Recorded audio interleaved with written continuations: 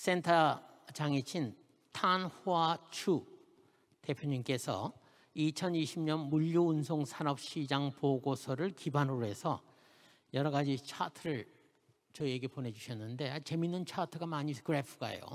그 그래프를 보면은 현재 우리가 정말 특히 컨테이너 비즈니스는 대호황입니다. 여러분들 알다시피 화주들은 요 근자에 컨테이너를 구하기 위해서 소위 굉장히 어려움을 겪고 있습니다. 이런 거에 대해서 과연 앞으로 이 서플라이 사이드의 캐파시티가 어느 정도 늘어가고 현재 인액티브, 움직이지 않고 있는 그러한 컨테이너 스페이스들이 어떻게 가용될 것인가는 아주 흥미진진한 그래프들을 보여주고 있어요. 그래서 아마 토론자뿐만 아니라 제 개인적으로도 이분에게 드릴 질문이 많이 있습니다. 자, 다음은 Mr. Tan Hua Chu, are you there? Thank you for joining us. Welcome aboard. 네, 소개해 주셔서 감사합니다. 제 말 들리시나요? 혹시 들리시는데 문제가 있으시면 알려주시고요. 제가 바로 발표를 시작하도록 하겠습니다. 컨테이너 해운 시장에 대한 발표를 드릴 것이고요. 굉장히 강력한 회복세를 보이고 있다는 것입니다. 2020년 하반기에 강력한 수요 회복을 보였습니다. 1분기에는 4% 하락, 그리고 2분기에는 7% 하락이 있었습니다. 그런데 그 이후로 전체 물량이 이제 쭉 플러스 값을 보였고요. 8월부터 쭉 그랬고요. 그리고 4분기는 굉장히 강력한 회복세를 보일 것으로 기대하고 있습니다. 환태평양 항로가 특히 강세를 보이고 있는데요. 8월과 9월에 14% 물량 증가를 보이고 또 이러한 모멘텀은 계속해서 4분기 동안 강력하게 유지될 것으로 보입니다. 그리고 10월 달 같은 경우도 23% 올라 있는 것을 볼 수가 있는데요. 강력한 회복세입니다. 그리고 미국 항로를 보시면 그렇고요. 그리고 다른 항로도 마찬가지입니다. 그래서 전체적으로 코로나19가 컨테이너 수송량에 미친 영향은 처음 예상치보다 훨씬 적었다고 하겠습니다. 근데 전체 연간 물량 성장 전망을 이제 20년 전체를 두고 봤을 때 마이너스 9%에서 마이너스 2%로 조정이 되었습니다. 그래서 이러한 하반기의 회복이 굉장히 유의미하고 또 물량이 양의 값으로 빨리 회복이 되었고 훨씬 이제 예상보다 빨리 회복이 되었고요. 또 어떤 애널리스트가 예측한 것보다 훨씬 강하게 회복되었다고 하겠습니다. 일부 애널리스트들이 연간 감소치를 마이너스 10%에서 20%까지 예측했었거든요.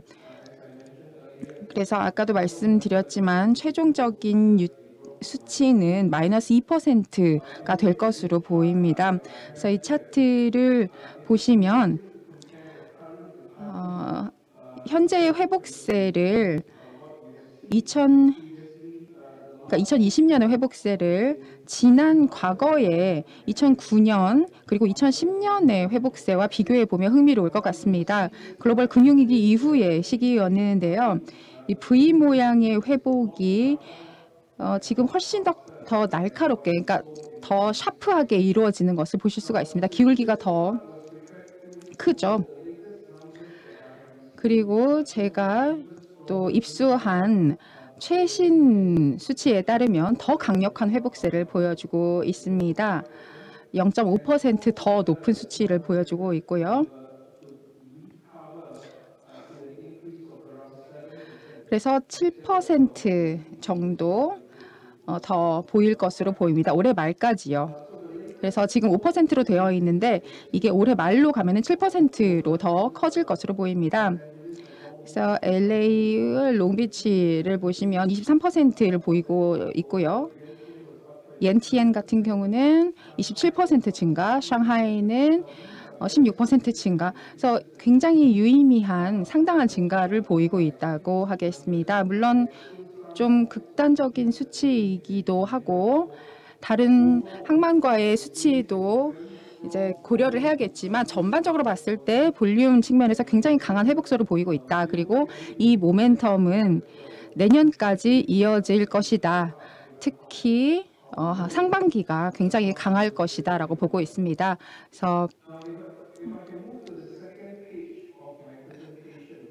다음 페이지로 넘어가 보도록 하겠습니다. 이 그래프는 제가 두 개의 그래프를 겹쳐 보았습니다. 실제 공급 증가치랑 수요 증가 그래프를 겹친 것인데요. 일전에 보신 두 장표를 합친 거라고 보시면 되겠습니다. 그래서 공급이 이 수요가 크게 떨어진 상반기의 상황을 따라서 지금 추격하고 있고 그리고 수요에 있어서 더 이전의 감소세보다 빨리 회복한 것을 볼 수가 있습니다. 그런데 또 이 차트를 보시면 공급이 3분기에 굉장히 빨리 회복을 했다는 것,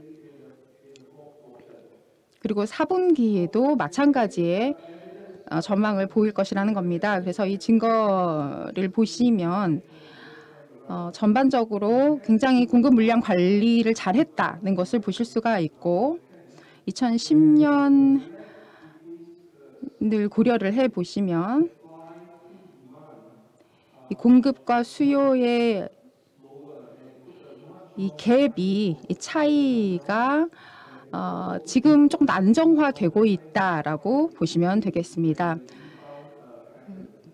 그래서 물론 떨어졌다고 회복하는 패턴은 똑같지만 떨어지는 낙폭이 메꿔줄 수 있었던 것은 블랭크 세일링 매칭을 잘했기 때문인데요. 7월과 8월 1일에 컨테이너 선박의 회복세가 두드러졌습니다. 그래서 1년 전보다 유효 물량을 비교를 해보면 5%가 높고요. 그리고 올해 말까지 7%가 증가할 것으로 기대되고 있습니다. 11월 중순에 예측한 기준이고요. 그래서 유휴 물량의 유휴 카파의 빠른 감소세가 있었고 그리고 사실 이거 1% 이하였는데요. 아직까지도 스크러버 개조로 인해서 이제 선박이 다 전체 사이클 안에 들어오지 못한 부분이 있긴 하지만 나중에 말씀을 드리겠지만 이란 선박이 여전히 제재를 받고 있기 때문에 이런 부분도 영향을 미치고 있습니다. 그래서 이제 이 스크러버와 관련된 그런 개조 문제도 있고요. 어쨌든 유효 카파가 많이 줄어들고 있다는 것. 근데 유효 물량이 1년 전보다 5%가 높습니다. 그리고 신조 건수가 3% 정도 더해질 거고요. 그리고 전체적인 이제 선박 해체, 스크러버 개조로 인한 선박이 사이클에서 빠지는 부분, 그리고 개선으로부터 추가적인 하락으로 인한 유효 선단 추가 같은 그 수치들을 다 더해서 네팅을 하게 되면 전체 3% 정도가 더해지게 됩니다. 그렇기 때문에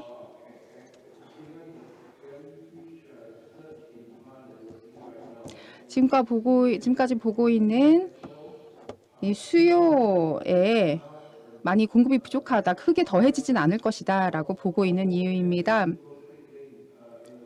그리고 전 세계 항로가 다 이제 증가세를 보일 것이기 때문에, 물량 증가를 보일 것이기 때문에 컨테이너 해운 업계 전반의 증가로 이어질 것이다, 증가세로 이어질 것이다 라고 말씀드릴 수 있겠습니다. 이 차트는 총 컨테이너 물량을 TU로 나타내었습니다.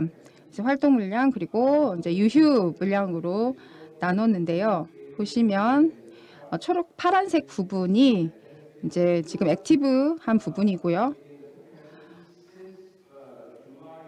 7월 1일로 보시면 변동이 있는 것을 보실 수가 있습니다. 신조 건수가 증가를 했고 지금 전반적으로 증가세의 그래프를 보시고 있는데 유휴 물량이 빨간색으로 표시가 되어 있습니다. 그래서 초록색 부분은 스크러버 설치로 인해서 전체 선단에서 빠진 선박을 나타내고 있고요.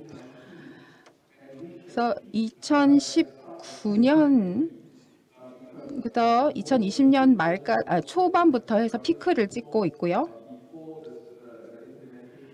왜냐하면 IMO 2020 이행 이전에 모든 것을 끝내야 하기 때문에 이런 패턴을 보이고 있습니다. 그리고 초록색 부분은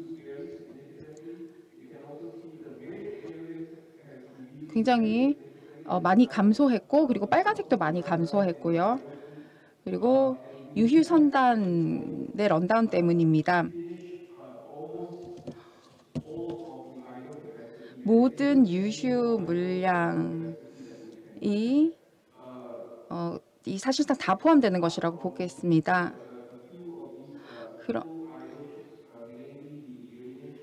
그래서 이 유휴 선박이 여전히 대부분이 이제 이란 선박이기 때문에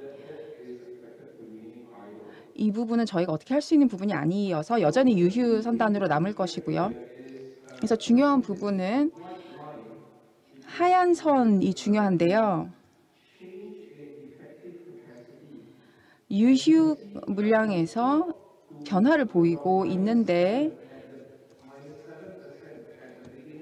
처음 2020년 초에는 마이너스 7이었지만 이제 플러스 7에 머물러 있는 것을 보실 수가 있습니다. 놀라운 변화입니다.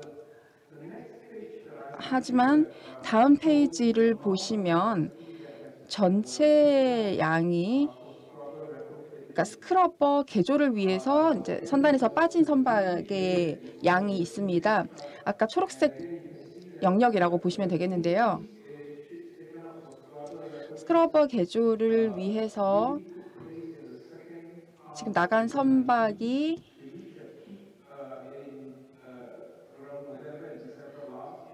작년 11월과 12월, 그러니까 두 번의 피크를 보실 수가 있습니다. 7월과 11월, 12월에 또 보이고 있고요. 그런데 그 이후로 떨어지고 있습니다.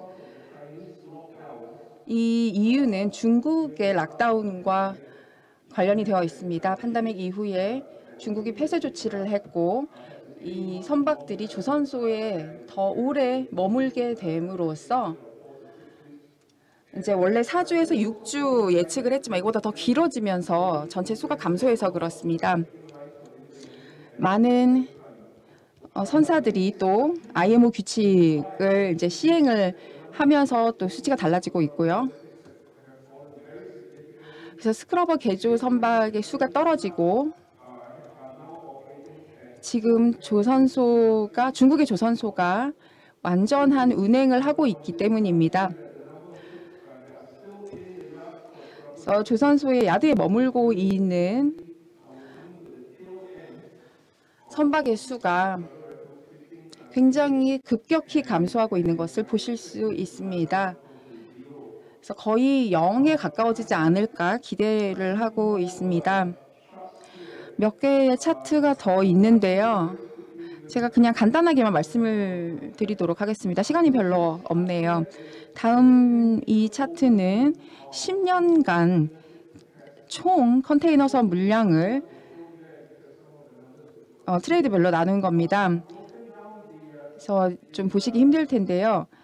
이 총 컨테이너선 물량을 9개의 무역 항로로 나눴습니다. 그래서 각 무역 항로가 어느 정도의 카파를 필요로 하는지를 보시면 되는데요. 왼쪽 축을 보면 근데 전체 증가량이 증가세가 모든 9개 항로에서 동일하지 않다는 것을 보실 수가 있습니다. 20% 이상 전체 물량이 증가를 한 것을 보실 수가 있는데요. 2020년의 저점과 비교하면 이제 이 3월 기준으로 40%나 증가한 것을 알 수 있습니다. 이런 엄청난 회복세를 확인하실 수 있고요. 그런데 이러한 회복세는 모든 항로에서 보실 수가 있습니다. 차트는 이제 프린트로도 가용한데요. 이 프레젠테이션 마지막으로 가시면 이번 장표는 상위 12개의 해운사 상황입니다. 그래서 많은 잠재 수요가 아직 다 충족이 안 된 것처럼 보입니다. 대부분의 선사들이 이제 물량 확대 계획을 가지고 있긴 하지만 H&M 같은 경우를 보시면 중간에 있는데요. 현대가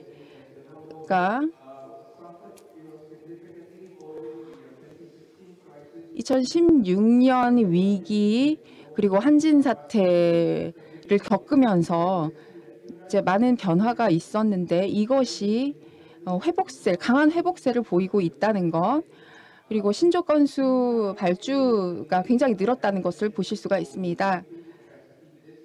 그래서 올해 공급 물량을 분명히 높일 것이고요.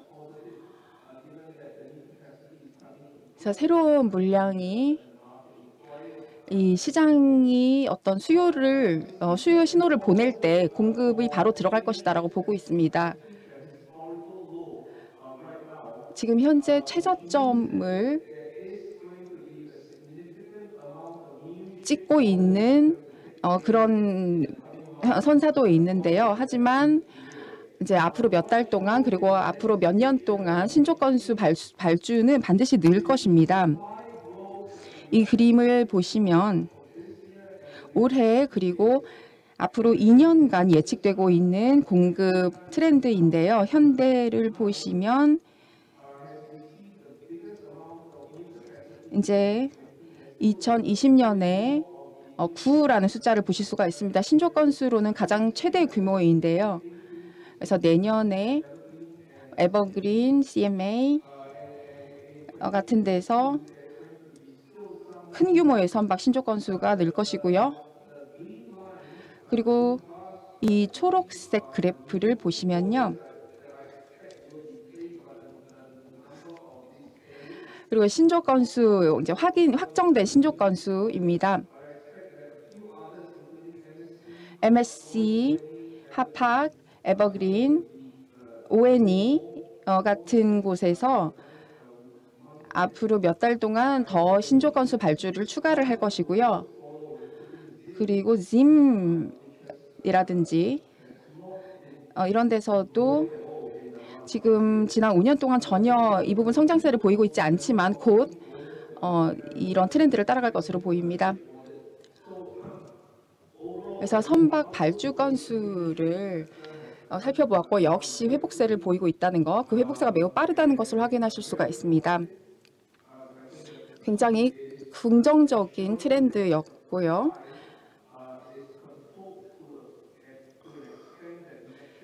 그래서 공급이 지금 수요의 변화와 잘 대응하면서 제어를 하면서 따라가고 있다는 것을 확인할 수 있습니다. 그래서 올해 이제 남은 기간 동안 그리고 앞으로 2년 동안 제가 아까도 말씀드렸지만 강한 수요에 있어서 회복세를 보일 것이고 어떻게 이를 지속 가능한 방식으로 관리를 할 수 있을 것인가가 중요한 문제가 되겠습니다. 여기까지